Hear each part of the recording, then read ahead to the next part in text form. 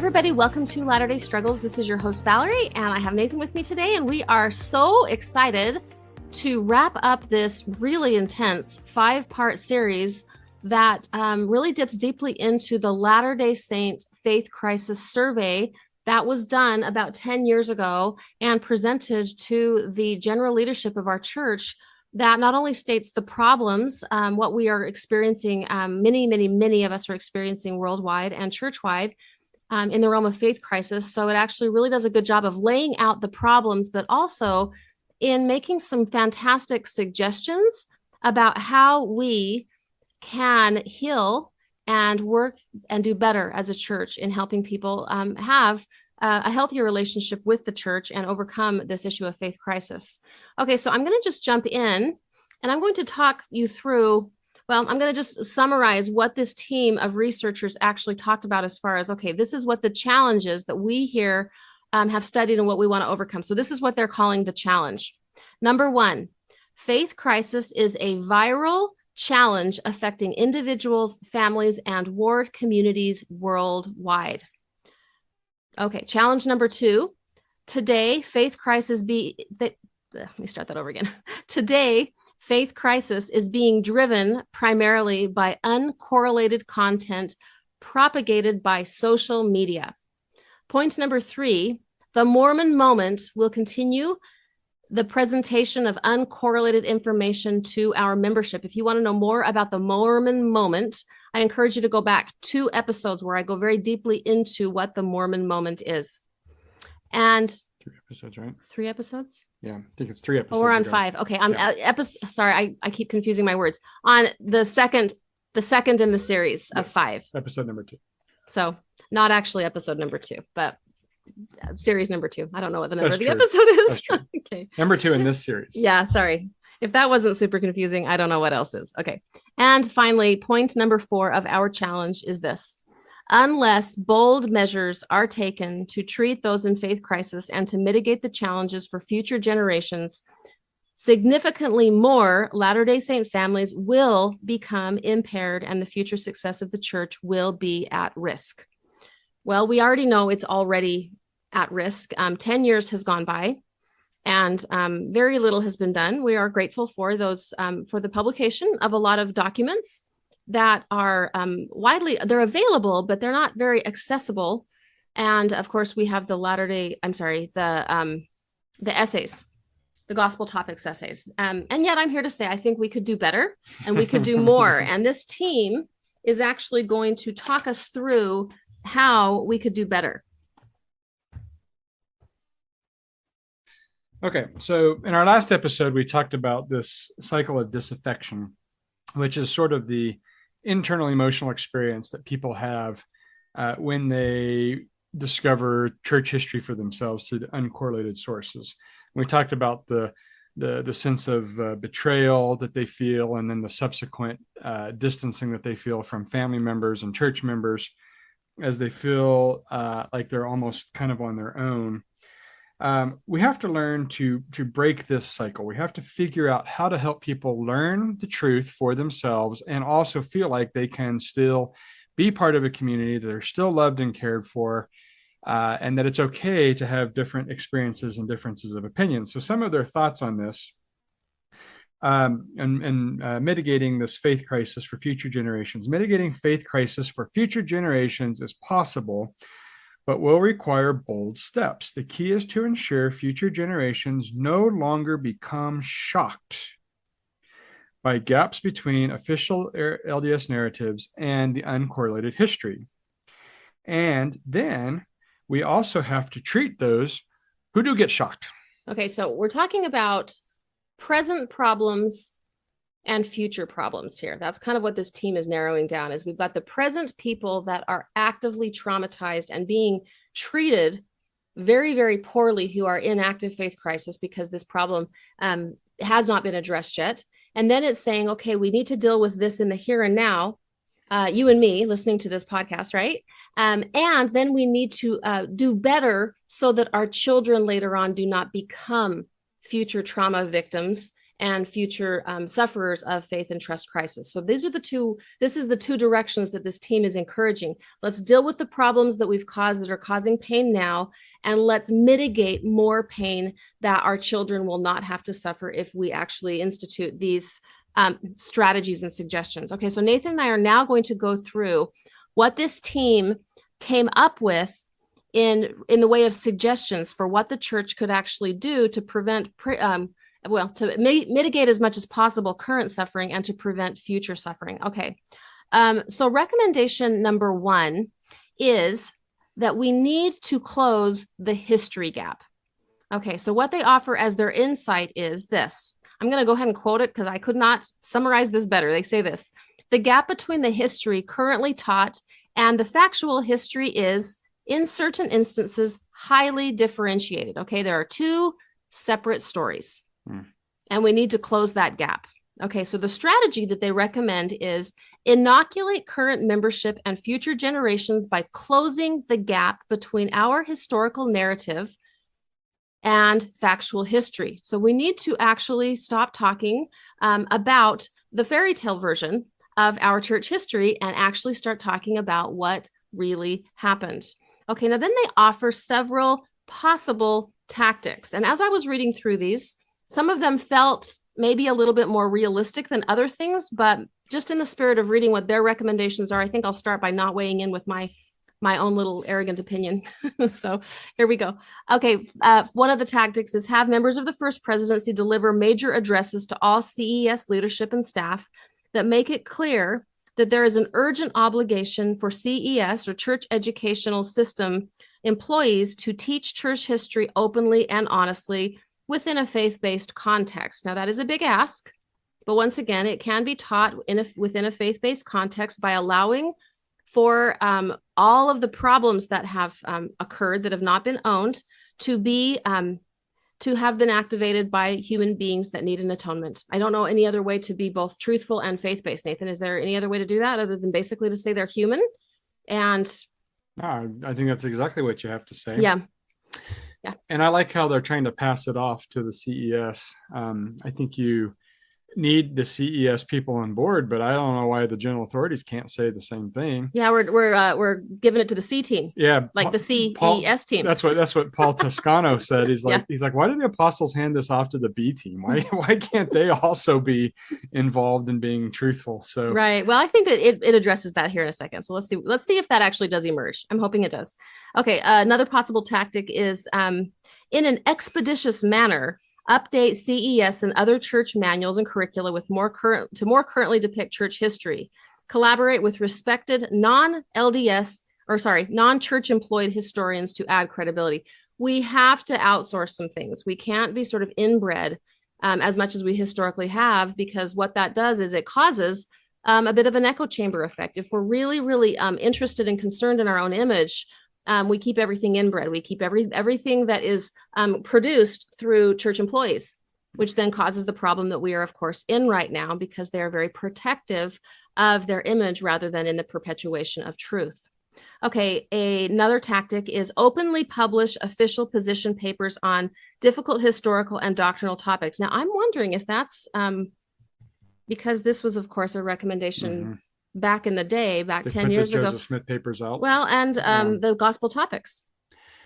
Yeah, I mean, the gospel topics essays is a good start. Publishing the Joseph Smith papers is something. I mean, that getting it out there where people can find it on the internet is something. I think it is something, and I'm glad that they did it, but I'm a voracious reader and I've never tapped into the Joseph Smith papers. I think it needs to be talked about. Yeah. Rather than it needs to not be sort of hidden in something that's 9,000 pages long. Well, then you'd say the same thing about the gospel topics essays. Right. Because you have to go hunting for them to find them, even in the church's website. Right. Okay. So it says here, if known answers are inconclusive, concede uncertainty and advance multiple viable answers, including those that may be uncomfortable for the church. Yes. I want to highlight that and underscore that. Okay. The next one is strategically identify difficult issues already being highlighted in the church's Joseph Smith papers. So the papers must have been out before this came, because they're talking about them as a recommendation. And finally, place church history back into the adult curriculum in Relief Society and priesthood classes and provide members a framework for better understanding complicated church history. Well, the essence of this is we just need to own the messy of our church history. It ain't pretty. Yeah. And we just have to own it because it's actually there. It's out there. It's being found out through unofficial sources, which is why the betrayal. Right. If the church actually owns it and teaches it themselves, then they will mitigate a lot of betrayal trauma to future generations and actually really help in the healing process of people who have felt betrayed, because the church will be finally being accountable. Yeah. So closing the gap is designed to try to help people not get into faith crisis. But now what do you do when you have those who are in faith crisis? Well, one of their first suggestions is that we need to have better ways to support them. They call it consoling the individuals in faith crisis. They feel betrayed, they feel abandoned. And so what is the strategy? Well, we need to train leaders, and both general and local leaders and general membership, on how to acknowledge and support brothers and sisters in faith crisis. So they suggest, number one, we could have some conference talks and other communications from our general leaders that tries to change the narrative about being more empathetic and understanding and loving and reaching out to people in faith crisis. We need to encourage leaders not to exclude members from callings, even when they experience faith crisis. And I've seen that actually. I remember a story about a gentleman in San Francisco who was homosexual. And when he went through a period in his life where he was not with a partner, a bishop made him his first counselor and said, dude, I want your insights. I want your things. And the bishop was walking this line between, you can't be actively practicing homosexual and hold a calling. But as soon as he, hit that little spot, the bishop said, come. And he brought him in. And it wasn't with the intention of changing him. And that was really important, because the man who was giving the report on this said, I just felt genuinely loved by this bishop. He wanted my insights. He wanted to know how to see the LGBT community differently. And I thought it was great. I thought it was a really good example of a bishop that could see outside of the church's narrative on these things. Develop and provide local leaders with specific resources and materials to instruct them on what not to say and what to say. The next one is, instead of encouraging faith crisis members to stop thinking and stop reading about issues, encourage them to thoroughly research issues and then provide them a safe place to talk about them. Publicly acknowledge that leaders are listening to those with concerns. Acknowledge and not dismiss the existence of the faith crisis and these issues. And finally, their last suggestion was, consider an outreach initiative in which general authorities will meet with disaffected members in compassion and love. Can I just say something that occurs to me as I'm listening to this is, if my not mine, but the point number one, the first points that I was just reading a minute ago where we closed the gap, if and when that actually happened, and if it was done correctly, what that ought to actually do, it would actually catapult the entire church into a faith crisis. Right. And if it did that, then I think would be the first possible step for our healing, because if everybody doesn't actually go through the process of grieving and feeling the rage and all of the betrayal, trauma, and things like that, and overcoming it and learning how to be more psychologically and spiritually whole to manage massive amounts of complexity in their faith journey, until they get to that part, what you're describing here is going to be ineffective. In other words, if there are orthodox people trying to do these sort of outreach efforts to people in faith crisis, but they're doing it from a place of superiority or smugness or judgment, that we're trying to save you because you're somehow broken or wounded, rather than you're actually ahead of me in my spiritual development. In other words, it's not going to work out unless the ones doing the ministry are the ones that are actually further along in their faith development journey. Right. Are you capturing what I'm saying? Oh, no, I totally am. Yeah. So the problem is that there aren't very many of those people. What you really need is people who are in stage 4 of spiritual development to sort of initiate this. And there are very few people in stage 4 of spiritual development. And so I think that's one of the issues that you've got here, is that who can really lead this charge without what you just described? And that is you got to get it out there, and you got to push everybody into the spiritual crisis. Well, we all have to go through it. yes. We all have to experience it. And then when we've all experienced it, we can turn around and support each other. Well, we would be supporting each other as equals. Right.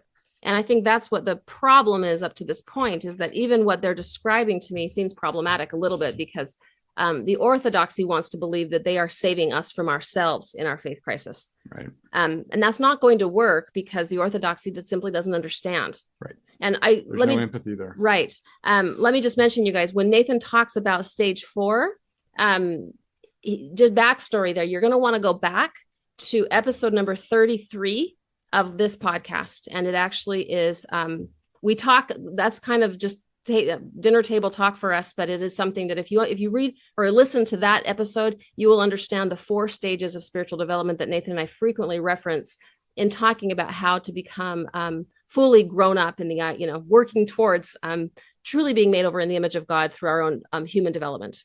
Okay, so let's move on to how we can. So first, we talked about closing the gap. Then Nathan second talked about how to take care of and console individuals in faith crisis. I'm going to move to their third recommendation, which is how to support families in faith crisis. I feel really strongly about this one. I feel strongly about a lot, but here's just another one that I feel strongly about. Okay, the insight that they give here is that currently a spouse in faith crisis often results in damaged or destroyed marriages and traumatized families. I'm going to say that differently because that doesn't feel very clear to me. Basically, faith crises frequently end marriages. The believing spouse feels like the honorable thing to do when his or her partner moves into faith crisis. They believe that because this is costing them their exaltation, and it really bumps into a lot of their own sort of sense of identity, purpose, meaning in life, they actually feel to betray the trust that they have in their marriage, and they choose the church over the partner. Whew, okay, that's messed up. Sorry. Okay, the strategy that they give in mitigating this problem is counsel families to stay together and to support each other despite the faith crises that are going on. What this really calls for, you guys, is a restructuring of what it means to be in faith crisis. Faith crisis is progress. It's somebody growing closer to God. That should not be a call for divorce.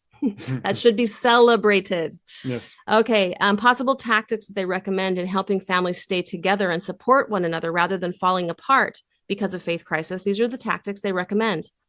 Through conference talks and outbound communications, communicate that faith crisis in and of itself is not a valid reason for divorce.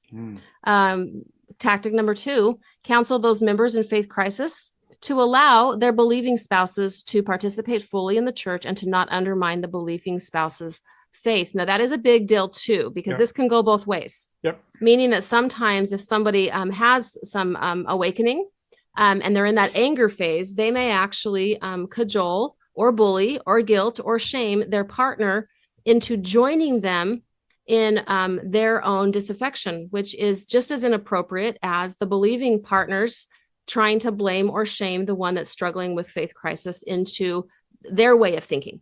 Yep. So what we're talking about here is this concept of healthy individuation in the marriage, meaning that while we choose one another, we want to be in connection with and grow together in this beautiful journey that is our joint life together, we allow the autonomy of the other to be where they are in their faith journey. Okay. Not an easy ask, but it is possible. And then point number 4, this is tactic number 4 they give to help support families as they navigate faith crisis within their own home, is this: create an online-based faith crisis hotline in which believing and faith crisis spouses and family members can call a professional specifically trained in dealing with faith crisis issues.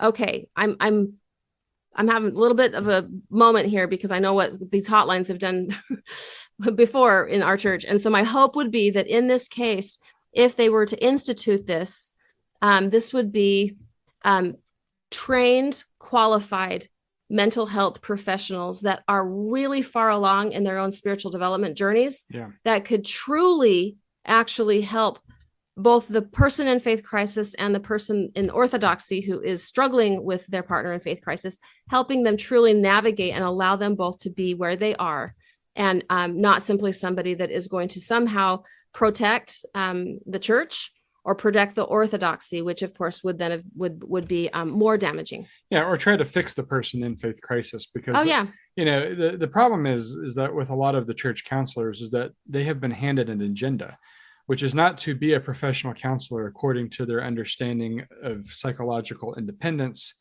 and agency, but rather an agenda to bring the struggling person back to looking a certain way. Well, it's all about, yes, I could not agree with you more, Nathan. It's really, as much as anything, it's about making sure that there is no other agenda other than the psychological and spiritual health of each individual. It's not about bringing them back into the fold. It's not about saving their souls. It's not about protecting the church. It's really about helping each individual be safe and healthy and live an integrity-based life. If that truly is our agenda, we are actually on the errand of God, because that's all that God is interested in for each of us, is to become the most whole and healthy versions of ourselves, independent of the relationship that we have with the institution. Yeah. Okay. And so we've talked about how to work on this problem. Number one is closing the information gap, being more truthful. Number two, helping individuals who are in faith crisis. Number three is helping families that are in faith crisis.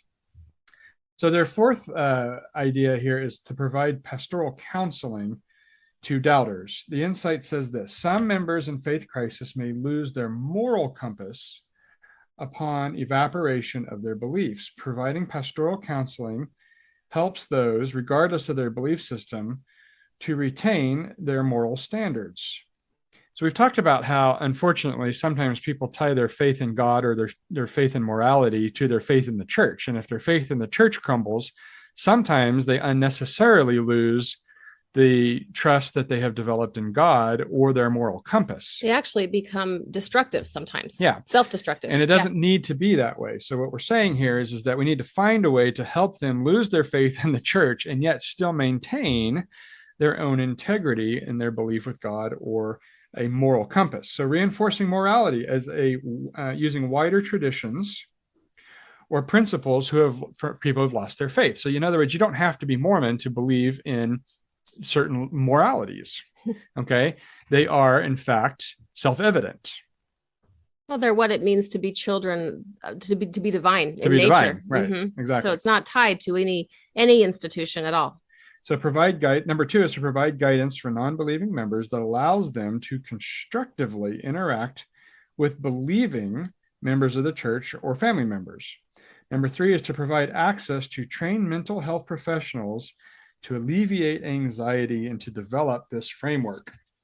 And I emphasize trained mental health professionals here because this is really important. We're not talking about bishops. We're not talking about stake presidents.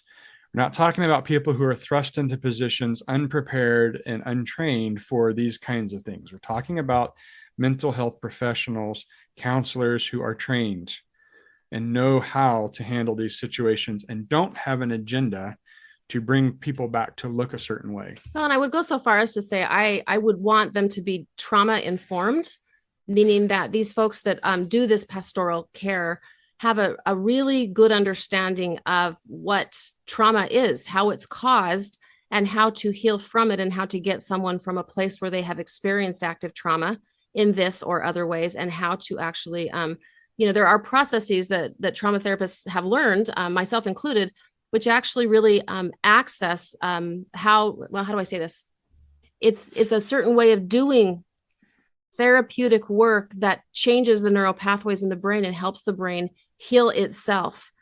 That's the kind of thing that is a special skill set. And the other thing that I would I want to highlight that you're just talking about, Nathan, is it's so important that we really come to a deep understanding of how generous God is in housing truths everywhere. Mm-hmm. We're talking in every religious tradition and spiritual tradition out there. I am a huge disciple and advocate of a lot of the Eastern traditions. I have read a lot in Buddhism and in Hinduism, and I find some of my closest relationships with God through the conduits of those those faith traditions because they are also absolutely legitimate sources of pure intelligence and truth. And so especially for people that it's really good for all of us, but especially when we have trauma that is faith-based through our own institution, it's very, very good to find these. They're very, very refreshing to see how God speaks through so many different cultures and traditions, and to remember that those are the essence of truth is not housed in one home. Right. It's housed everywhere. And capital T truth can be found ubiquitously throughout the traditions and the cultures. It's everywhere. Because that's what capital T truth means. Right. And that lowercase t truth is our version of it.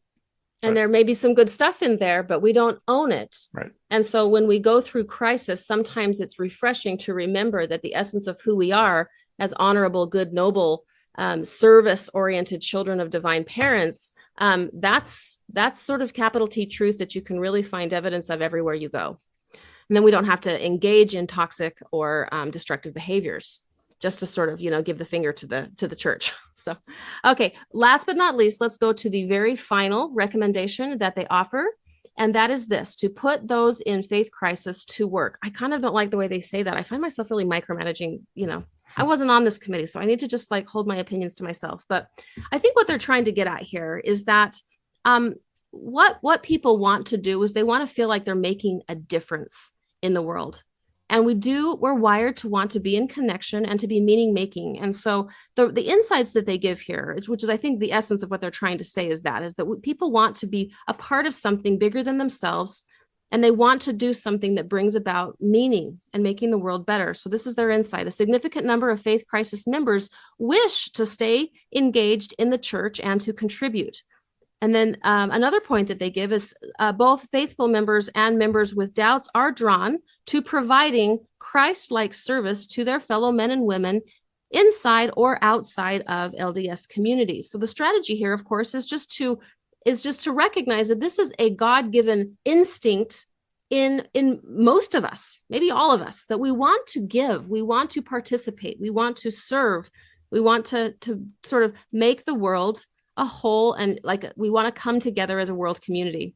So their strategy basically is to just help people feel like no matter what their beliefs are, whatever the dogmas are, whatever the problems and the trauma and the stresses, maybe if we could put that aside from time to time and just fill ourselves with the Spirit of God through service, that in some ways may in and of itself be at least temporarily healing. Mm-hmm. So their tactics that they offer are leverage church resources to facilitate, and this is important, they said here, outward-facing compassionate service projects, meaning we don't need to be just serving ourselves, and be very generous. And our church does a good job of this, I think. Go outside of ourselves and really participate in service projects throughout the community and throughout the world, and invite members in struggle and others, right? Invite everybody to assist in organizing and participating in these efforts.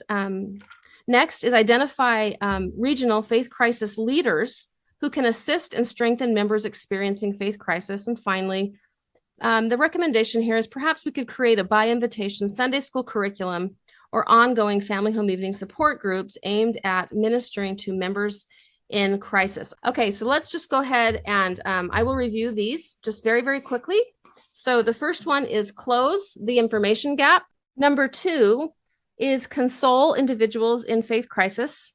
Number 3 is support families in faith crisis. Number 4 is provide pastoral counsel to doubters. And number 5 is put those in faith crisis to work. Okay, I'm going to go ahead and just close the way I opened in the first of this series. I read this quote, and I want to go ahead and read it again because I think it's huge and it matters a ton. This is what the faith crisis team says. Although a daunting challenge, the wrong approach would be to do nothing to address the faith crisis epidemic. The longer we wait, the more difficult and complex the challenge will likely become. Urgency is needed, but it should also be acknowledged that there is a risk in publicly recognizing that such faith crisis issues exist. Some saints who might never have known these faith-eroding issues may become vulnerable when these issues are publicly examined. Some argue that we should promote what is called a, quote, faithful history, unquote, and sanitize the past and repress or even cover up discrepancies between an arranged or constructed historical narrative and historical and scientific facts. While upsetting vulnerable members is a risk, it can be ameliorated by presenting troubling issues in a careful, open, and even faithful context. That is, by demonstrating that a mature faith can and should allow for error, mistakes, and a full range of human culpabilities that results from agency. One could argue that such a healthy approach diminishes dishonesty and hypocrisy and allows for individual saints to face their own failings and imperfections with greater honesty and candor, thereby producing greater emotional and spiritual health. If the brethren and the institutional church can set the example that it is possible to face troubling issues openly and honestly, it will enable members, weak and strong, to do the same. The alternative is to continue to pretend that these issues do not exist and to be defensive about them, and thus continue to lose some of the church's best and brightest and most spiritual members. That this problem is challenging does not mean that it is unsolvable. There are many, including this team, who are ready to help the church design and implement an approach for addressing this issue in a way that both strengthens the church and helps it fulfill its divine destiny. Okay, I'm going to just riff off of that last paragraph. I'm closing the quote now. Sorry. Okay, so what I'm just here to say is this as I close. It says here, this is a problem. Though it is challenging, it does not mean it is insolvable. There are many who are ready to help the church design and implement an approach for addressing these issues. The many include us, you guys. The many, that they include you and me, who are addressing the issue, tackling it, trying to navigate the complex waters of somehow being in some kind of a connection with this church, while also being in deep connection with our own integrity and with our heavenly parents. And so what is it that you and me can do? I know Nathan and I are here. We're doing a podcast. We're talking about this a couple of times a week. I'm restructuring my private practice to run groups to help you, to help you have the support that you need, to help you have the information that you need, to help you get stronger spiritually so that you can go out there into your world and your community and your family and have the courage and the words and the strength and the determination and feel and know how very much you are actually on God's errand in this very challenging kind of experience that you're having. So those are the things that we can do. We can do podcasts. We can talk to friends. We can talk to families. As you know, I'm not going to pressure you into something that you're not ready for, but I want you to just think about what you can do to forward the cause of actually healing faith crisis. Something else that you can do is you can share this series with as many people as you know. I want you to share all of the episodes. I'm like a broken record for those of you who are old enough to know what that even means. But I ask you to do this every single week, but this is a big one. This series is so important. If we all had a better understanding, not only of the problem, but the solutions to the problem, maybe we could start as a community to turn the needle and to help our church heal itself and to become truly an instrument in the hands of God and bringing people back to the presence of God and of Jesus Christ. Okay, I'm done with this series, you guys. I'm grateful to be here with each of you. So grateful for the responsibility that I feel called to be here with you, to walk you through your mornings, your afternoons, your evenings, to help you feel closer and help you recognize that you can be closer to God, that you can understand and make sense of your own experiences. To wrap words around feelings that you've had that you haven't quite understood. I've gotten so much feedback from you that that's what's happening. It fills my heart. I'm overwhelmed with gratitude for your feedback, your reviews, your ratings, your emails. If this is something that you want to have, if you want to have connection with me in one of these small groups, they are space limited. 2 of them are already, 2 are going now. One of them actually has a couple more slots, and then I have a couple of more that are gaining numbers, and I will start as soon as I have enough interest. If you're interested in learning more about these, please go ahead and email me at info@valeriehamaker.com, or you can catch me by a direct message at Instagram or on Instagram at Latter-day Struggles Podcast. And I will see you next time.